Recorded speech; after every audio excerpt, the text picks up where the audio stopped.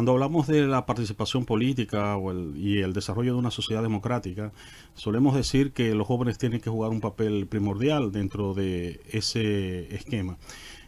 Así que no está de más, bueno, invitar a una protagonista, ¿no? A una persona que además de ser joven, está involucrada en la participación política como aspirante a una diputación en la sociedad dominicana. Con nosotros hoy estará Nicole Pichardo para hablar de juventud y participación política.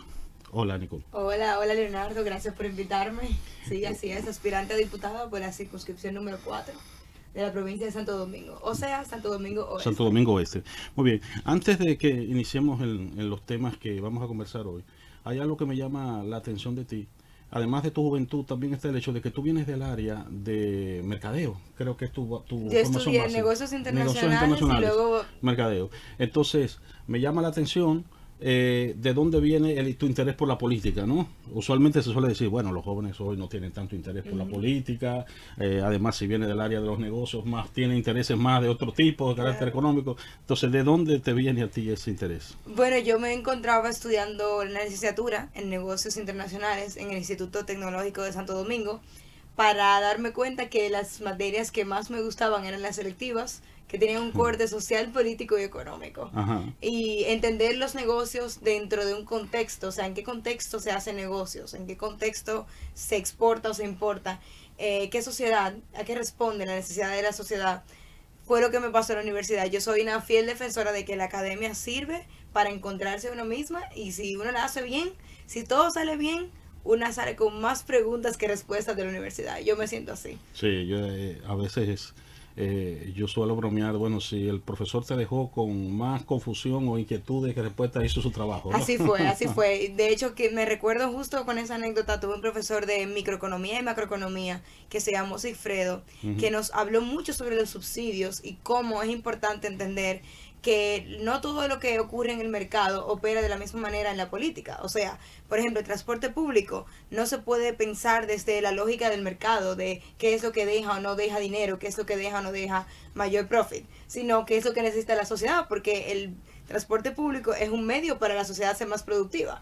Entonces no puede ser el profit el ente desde el cual se mide el transporte público. Entonces creo que esos profesores que te dan esa mirada de lo público, de la cosa pública, son muy importantes, específicamente en una sociedad que ha crecido entendiendo en los últimos 20 años que no necesitamos lo público. Y eso es una falacia y un error enorme. Todos y todas necesitamos que lo público funcione. Eso implica las obras públicas, eso implica la salud pública, eso implica incluso hasta la Oficina Nacional de Pasaporte, que hoy que por los últimos tiempos fue un tema delicado. Entonces, creo que haber sido educada dentro de mi hogar, como dentro de mi colegio primario, en el Colegio Loyola, entendiendo eso, los procesos sociales y políticos me llevaron a la política.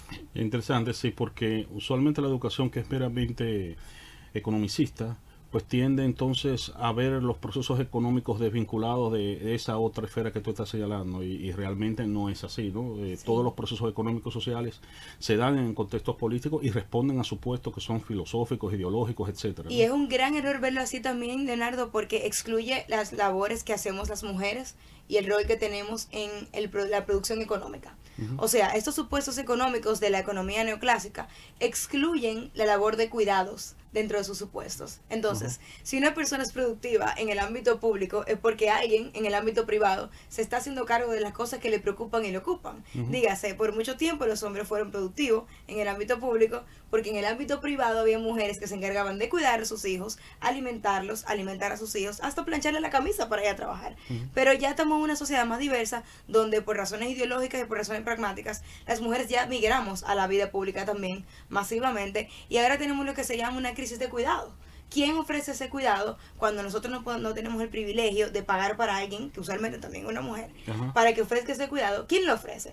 Y esa es la crisis donde nos encontramos ahora mismo en el mundo occidentalizado, a la cual en muchos países de Latinoamérica ya empezaron a darle respuesta, creando un sistema nacional de cuidados. Y eso es lo que yo quiero ir a hacer al Congreso, a crear ese sistema que dignifique a la persona que cuiden, pero también le den la oportunidad a la persona que no tiene estos privilegios económicos a ser cuidadas. Ok, vamos ya adentrarnos en uno de los temas, tocaste uno, ¿no? ¿En qué sería eso? ¿En qué consistiría ese Sistema Nacional de Cuidados? Un Sistema Nacional de Cuidados, en República Dominicana existen estructuras de cuidados, pero funcionan de una manera u otra como un archipiélago.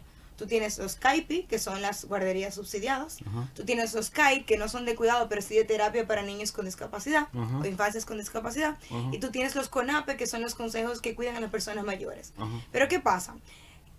Los CAIPI dependen de INAIPI, que tiene un presupuesto muy bajo porque no es un ministerio, es un instituto nacional, ¿verdad?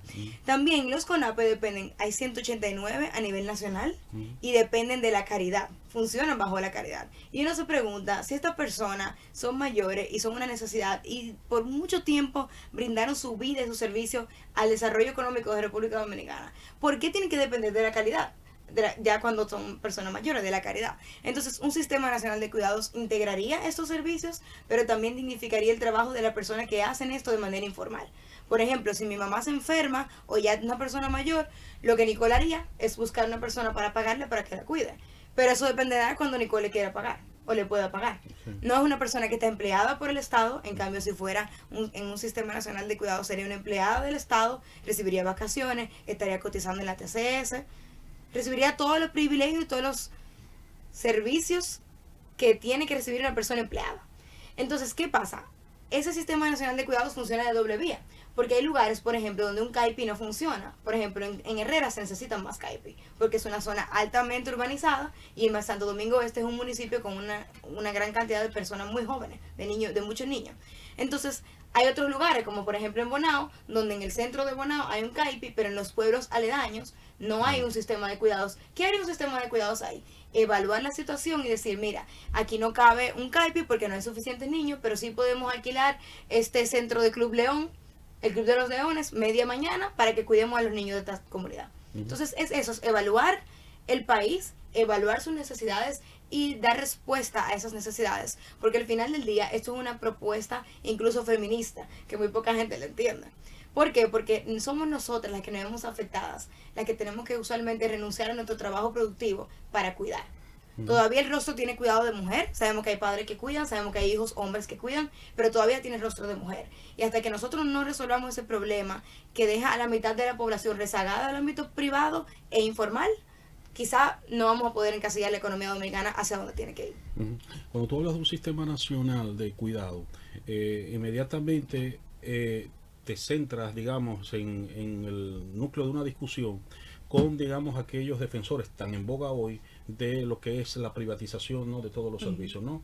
Es decir, hay un sector cada vez más, inclusive en boga, hubo la moda del neoliberalismo toda de los años 80, pero entraron, digamos, un periodo de, digamos, de opacamiento, y ahora hay un resurgimiento de esa tendencia que pregona por lo que es el empequeñecimiento del Estado, la disolución prácticamente del Estado, en el sentido de entregar todo prácticamente a la empresa, ¿no?, como sinónimo de eficacia, ¿no? Claro. Sí. Entonces, bueno, tu postura evidentemente es contraria a esa perspectiva, ¿no? Claro, yo pienso que lo que encausa a un país hacia el progreso depende de diferentes actores. Eso incluye el sector privado, que está cada vez más involucrado en los asuntos públicos, pero también incluye entender que el Estado no es cualquier actor.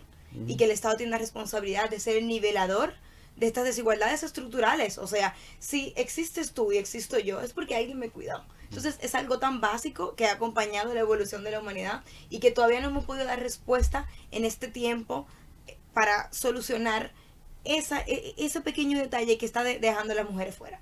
Entonces sí, yo entiendo que las alianzas público-privadas son interesantes y pueden ser evaluadas y pueden ser implementadas, pero tenemos que tener mucho cuidado con la privatización, porque hay una frase que dice, cuando todo sea privado estaremos privados de libertad. En un país donde todavía los ingresos son muy bajos, donde todavía hay desigualdades aceptadas, hay fuentes de desigualdades aceptadas e inaceptadas. Por ejemplo, una fuente de desigualdad aceptada es en la fuente de la meritocracia que se habla mucho. Bueno, si Nicole trabaja y estudió más, pues Nicole va a tener un puesto en un mejor lugar. Ok, pero una fuente de desigualdad inaceptada es que aquí en República Dominicana hay muchísimos niños y estudiantes universitarios que no tienen ni siquiera un escritorio donde sentarse a hacer tareas. Ni siquiera tienen energía eléctrica y lo hacen con la barriga vacía. Entonces, esa fuente de desigualdad es inaceptada. Y cuando nosotros creemos que la privatización da respuesta a estos problemas estructurales que venimos arrastrando, nos estamos perdiendo una parte de la historia. Okay. Bueno, vamos a continuar con esta conversación después de la pausa.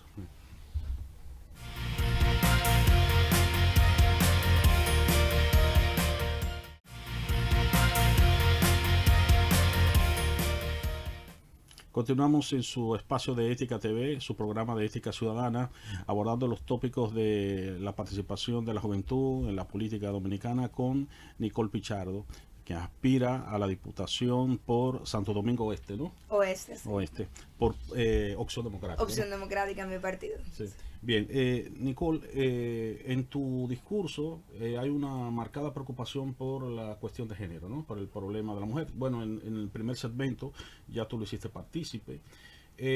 Hay otro tópico que también tiene mucho que ver con el problema de la mujer en la sociedad dominicana y que yo he visto en alguna entrevista que se te ha hecho, que es la cuestión del embarazo en las adolescentes, ¿no? Que es un grave problema que tenemos en la sociedad dominicana. ¿Y puedes darnos tu perspectiva sobre el problema aquí? Claro, es un grave reto. Nosotros tenemos un reto con el embarazo adolescente, pero también con el embarazo infantil, que ni siquiera son adolescentes, son niñas. Claro. En los últimos años han ido aumentando esos embarazos adolescentes. Es un tema de no acabar. Todo lo contienda política se habla, pero no hemos dado con una solución. Y es porque en parte el Estado dominicano y las personas que se han encargado de gestionarlo han ignorado y han decidido consciente y activamente tomar medidas que pudieran resarcir esta problemática. Y una de ellas es la educación sexual integral. Nosotros en República Dominicana no contamos con un currículum de educación sexual integral genérico aplicado a nivel nacional y que sea fiscalizado por el Ministerio de Educación. Al contrario, eso dependerá de quien dirija el centro, del profesor o la profesora de turno, y sobre toda la cosa dependerá mucho del contexto. Entonces, estamos educando a una sociedad con unas reglas de una sociedad que ya no existe. Y de hecho nunca ha funcionado. Por ejemplo, promover la abstinencia nunca ha funcionado. Pero promover la educación sexual integral, progresiva, de acuerdo a cada edad, ha demostrado ser efectivo. Primero, reduciendo embarazos adolescentes. Y segundo, posponiendo lo más posible la iniciación sexual en la vida de las juventudes. Que es al final lo que todos queremos. Perdona que te interrumpa ahí. Hay un mito sobre la cuestión de la educación sexual a temprana edad, de que educar sexualmente a la niñez y a los adolescentes es promoverlos, es promover que tengan una vida sexual activa, y no es eso. No, para nada. De hecho, lo que sí promueve ahora mismo es todo lo que se consume. O sea, tú ves Netflix, tú ves los videoclips de las canciones populares, las letras que dicen. Eso es lo que está educando ahora mismo a la juventud dominicana. Porque si no se lo están dando en la escuela, entonces ¿quién que se lo va a enseñar? Netflix. Y Netflix no es su papá, ni su mamá, ni su profesora, ni es jefe de Estado. Sí. A veces yo siento que le pedimos, por ejemplo, a los artistas urbanos lo que nunca le hemos pedido al ministro de Educación. O sea, nosotros no podemos seguir educando a una sociedad con un oscurantismo que no es propio de la hiperconectividad con la que se vive. Y también un asunto muy importante, además de dilatar la iniciación sexualmente, es el tema de la denuncia de los abusos. O sea, desde el 2021 hasta el 2023, los casos de denuncia de incesto, por ejemplo, han crecido en la República Dominicana. Y estos son los que se denuncian, según los datos de la Procuraduría General de la República. Nosotros no sabemos cuánta gente hay sentándose al lado de su violador el día 24 de diciembre, de su abusador. Y eso es muy importante que lo sepamos, porque a veces me pregunto, Leonardo, ¿y a quién que le molesta, y a quién que le da miedo que se empiecen a denunciar masivamente los abusos? ¿Por qué hay que promover este oscurantismo y esta mentira que lo que hace es hacer sentir primero culpable a la víctima y que deja muchísimos violadores confesos y no confesos allá afuera? Entonces, yo creo que si la juventud venimos a la política es para cambiar las reglas del juego y para decir lo que nadie quiere escuchar. República Dominicana es un país violento, es un país donde hay muchísimo abuso, donde las niñas son obligadas a ser madres y donde las mujeres adultas que denuncian abuso muy rara vez y pocas veces ven justicia en sus casos, porque el sistema es muy fomenta mucha impunidad. Entonces, yo creo que nosotros tenemos que tener esa conversación. Si nosotros queremos ser el país que sabemos que podemos ser, que yo defiendo que podemos ser, tenemos que tener la conversación incómoda. Y no es verdad que República Dominicana tiene que seguir liderando la lista de mortalidad infantil, de mortalidad materna, de embarazo adolescente, de aborto clandestino. Ya basta. Eso nos ata al subdesarrollo y nos crea unas desigualdades que al final del día pagamos todos. Creer que la educación sexual integral solo afecta al adolescente de Herrera y de Lomina es erróneamente no entender que la sociedad es colectiva y que lo que dejamos de hacer y lo que hacemos impacta a otros, aunque no los conozcamos. Uh-huh. La participación política en la que tú estás involucrada usualmente tiende a verse como un asunto de personas ya de mayor edad. Inclusive se suele criticar que los jóvenes de tu generación precisamente, bueno, pues la generación Z. Sí, están conectados más a las redes sociales. Si muestran algún tipo de opinión política, es la opinión política de las redes sociales, que no implica ningún tipo de compromiso, ¿no? ¿Qué tú tienes que decir al respecto, no? Bueno, yo no estoy de acuerdo. Yo creo que la juventud siempre ha estado en la política. Lo que pasa es que está organizada en el Partido Comunista o en el PRCC, en diferentes contextos. Y creo que si nosotros no vemos esa participación de las juventudes reflejadas en las candidaturas y en las cúpulas, eso es responsabilidad de quienes están en esos espacios de toma de decisión. Yo creo que es importante señalar eso. De hecho, Ángel acaba de hacer un estudio muy bueno sobre la participación política de los jóvenes y sobre el voto joven. Y a mí me hirió un poquito leer un hallazgo que tenía esa encuesta. Esa encuesta decía a las mujeres que le preguntaban por qué no participaban activamente en un partido político. Y ellas respondieron de una manera unánime que es que ellas no quieren manchar su integridad y su reputación en un partido político. Y lo peor del caso es que tienes razón. O sea, los partidos políticos son hostiles con las juventudes y son más hostiles con las mujeres jóvenes. Vemos casos de acoso que no terminan de denunciarse, vemos un adultocentrismo rancio, vemos un tokenismo de te pongo ahí, pero te pongo para cumplir una cuota, pero no quiero que tú emitas ningún tipo de opinión y no voy a soltar la batuta bajo ninguna circunstancia. Y también vemos incluso un utilitarismo de me rodeo de jóvenes para parecer como que estoy a la vanguardia, como que estoy apoyando a este grupo, pero en realidad no es una relación horizontal ni de mentoría sana. Entonces, a mí me enorgullece muchísimo pertenecer a un partido que sí tiene esa relación y que sí considera que las personas jóvenes tenemos algo que decir y que aportar. Como joven y tú en contacto con los jóvenes, ¿cuáles son los temas que tú entiendes que más preocupan a la juventud dominicana, ¿no? Mira, a la juventud de Santo Domingo Este, que es con la que más dialogo, le preocupan cosas que te sorprenderían que nos preocupan a todos. Primero, le preocupa la inseguridad ciudadana. Les preocupa lo bajo de sus salarios. En República Dominicana tú puedes estudiar muy bien. Yo hablo 3 idiomas, tengo una carrera y una maestría. Y la verdad es que aún así los sueldos son muy bajos para la cantidad de gastos que se tiene aquí. Sí. Igual vivimos en una sociedad tecnológica y una sociedad de consumo. Y la gente a veces trabaja para comprarse el mejor tenis, el mejor celular y caminar en la calle y que te lo quiten es duro. Entonces, le preocupa mucho eso, le preocupa muchísimo el tema medioambiental. Yo creo que esta juventud está muy politizada. Y eso es bueno, eso a mí me encanta, eso me hace feliz. Porque le estamos dando un análisis político y colectivo a las cosas que nos afectan como individuales, como individuos. Entonces, a la juventud le preocupa mucho ver las cañadas rebosadas de foam y de plástico. Le preocupa muchísimo sectores donde nunca ha pasado un camión de la basura. Y sobre todo también le preocupa muchísimo la planificación urbana. Y eso me ha sorprendido de una manera increíble. O sea, la gente sabe que tenemos tapones porque no dignificamos el transporte público. La gente sabe que tenemos tapones porque las ciudades crecen y crecen sin ningún tipo de planificación. La gente sabe que tenemos tapones porque hay una cantidad de vehículos en malas condiciones ahí afuera. Entonces, la gente sabe que no tenemos espacio verde, por ejemplo, en Santo Domingo Este. Y es por una respuesta política. Entonces, yo creo que la juventud está muy politizada. Lo que no necesariamente la juventud es dispuesta a participar en la política electoral partidaria.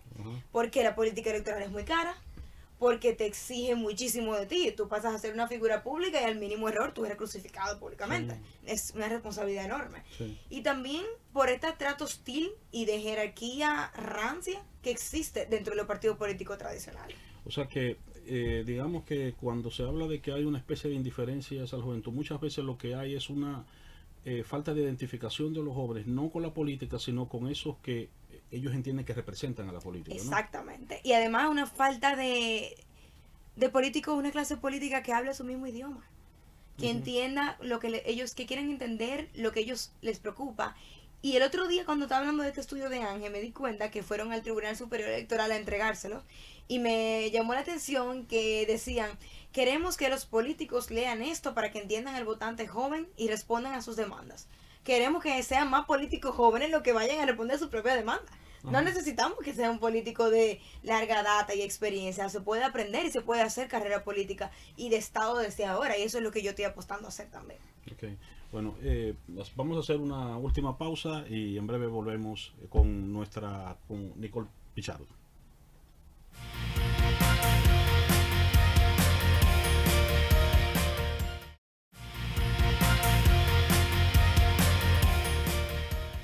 Continuamos en su espacio de Ética TV, su programa de Ética Ciudadana, conversando con Nicole Pichardo, quien aspira a la Diputación por Santo Domingo Oeste por Opción Democrática, tocando el tópico de la participación política de la juventud de la sociedad dominicana. Nicole, estamos ya en nuestro último segmento. Me gustaría que nos dijeras, de grandes rasgos, cuáles son los grandes retos grandes retos éticos que tenemos, ¿no?, para la juventud dominicana en la política de nuestro país. El primero es el financiamiento. O sea, acceder a financiamiento para una candidatura es un reto, pero cuando se es joven y cuando se es mujer es un reto doble. Porque la política funciona como un casino y la gente apuesta por la persona que ellos creen que van a ganar. Entonces, una persona joven y mujer no necesariamente está instalado en el imaginario colectivo como una persona ganadora, porque se ve como un sistema abismal hermético que los va a tragar. Entonces, ese es el reto para mantenerse y para aspirar. Y segundo... Y ese no es un problema meramente económico, tiene que ver también con un problema del funcionamiento de la democracia. Claro. Porque significa que por la razón del financiamiento se está excluyendo a agentes que en otras circunstancias participarían, ¿no?, en política, ¿no? Claro, estamos ante una política electoral donde el centro es el dinero. Y no las ideas, no las propuestas, no la energía que tú le pongas a la candidatura, no las ganas que tú tengas de que este país mejore.